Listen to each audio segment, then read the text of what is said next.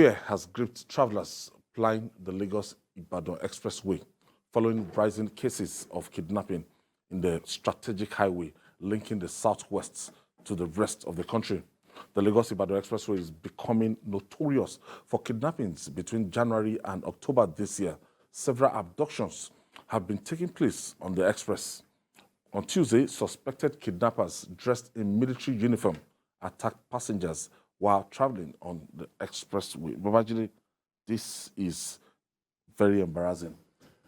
And if we can take we thought the Southwest is, Itato was immune to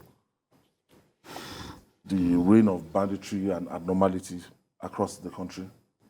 Right now, for this major exit point, Lagos-Ibadan Expressway, it's a big source of worry if you can't patrol it effectively. Yeah, we've been warning that these guys, once they continue to face the heat in the northeast and north central and even northwest, that they will head down south, especially to the southwest. For so long, the southwest had been the safest geopolitical zone in our country. But the way things are going, it appears terrorists and bandits are coming into the southwest. You remember what happened in Owo?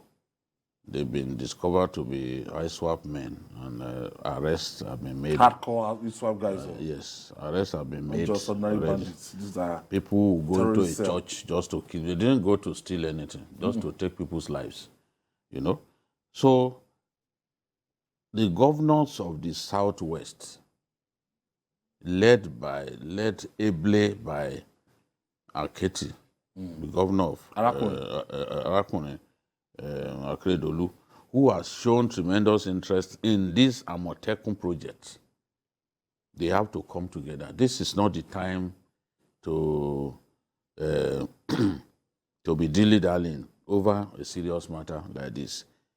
What we can do is to, before they spread, because if one group carries out an operation, they succeed, another group succeeds, more and more of them will come down to that place and see it as the fertile land. Yes. So the best thing for us to do is for these governors to make the resources available, mobilize hunters, let the hunters go into this forest in the southwest, comb the forest. Wherever you see all those little huts, because it is said now that they have created huts and all that where they now relax in the bush.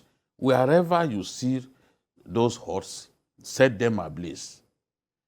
Arrest those that can be arrested. And I believe that Amotekun and our hunters, they can get the job done. We've seen the tremendous work that Amotekun has done in Ondo State. And thankfully, they even have the power of prosecution. They are doing a good job in Ondo State. So it should spread to other parts of the southwest. This is the best that we can do. All these governors sitting on the fence over Amotekun, I really don't know what their problem is. This is not the time to play politics. Now. It has reached that point in our country. We must tell ourselves the truth. This is a corridor here. Yes. So how do you, if we allow them to take over this place, we are in trouble. It will become another Kaduna-Abuja expressway. This was how it began. No concrete steps were taken, and that road became a no-go area for people who value their lives. And now you saw what happened with the train abduction. I mean, the abduction of people in the train. My concern is even if they don't abduct, it's still possible for them to carry out some destructive activities like killing people for fun. So we don't want this to continue. Now that we have seen that they brought danger to our door, we have to take decisive steps. And these governors know that this is the time for them to mobilize. We have to take decisive steps. And when you look at the way we share the boundary with Ogun State, from Ogun to Ondo, Osun, and the way the Southwest is closely knitted. And according to Jide now, these people coming down south, and it's a very, very dangerous trend. Well, I think, like Jide said, in the last 3 months, all Nigerians knew that the heat has been on in the northeast and the northwest. Especially the apparent determination of the federal government to smoke these people out of the northeast and northwest, where they are the strongest. It should have occurred to our military men and our governors in the southwest that these people will spread out. So far the heat is on them. It is strategic for them to spread out their wings. When they spread out their wings, they will now look out for the most prosperous and vulnerable region of the country.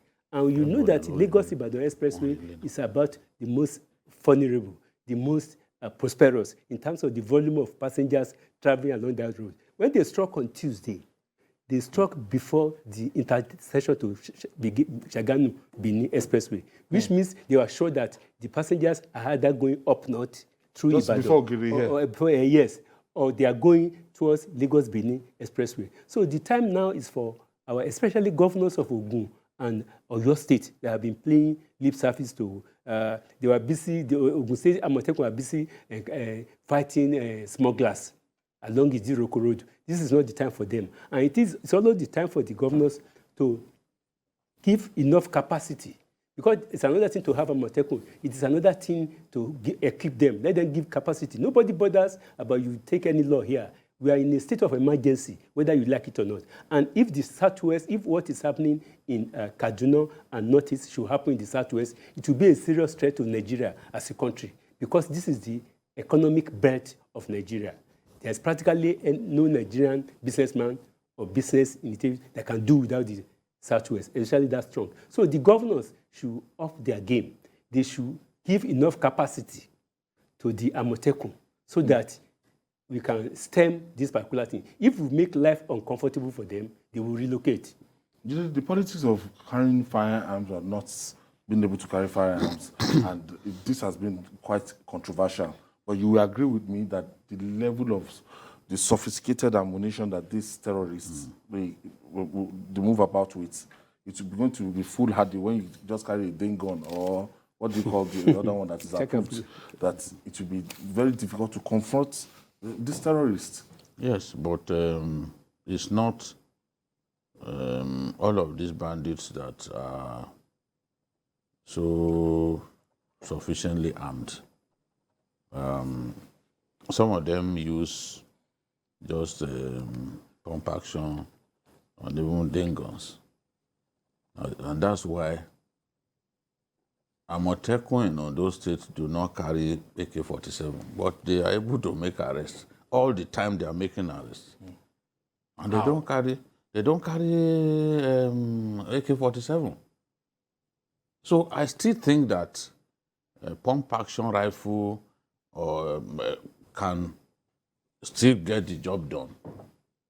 Because some of these bandits in this area are not as armed as those ones in the far north, in Katsina, all of these places, you know.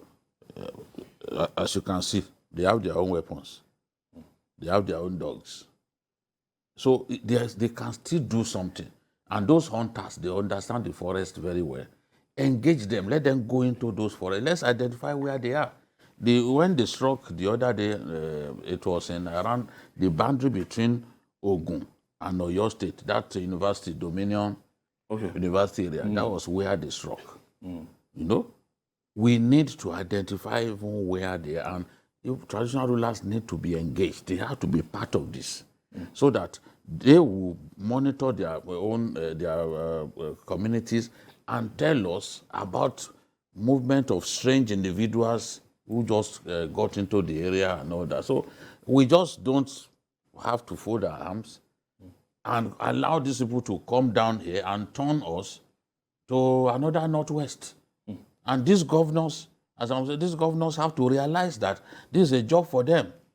They have to take this seriously.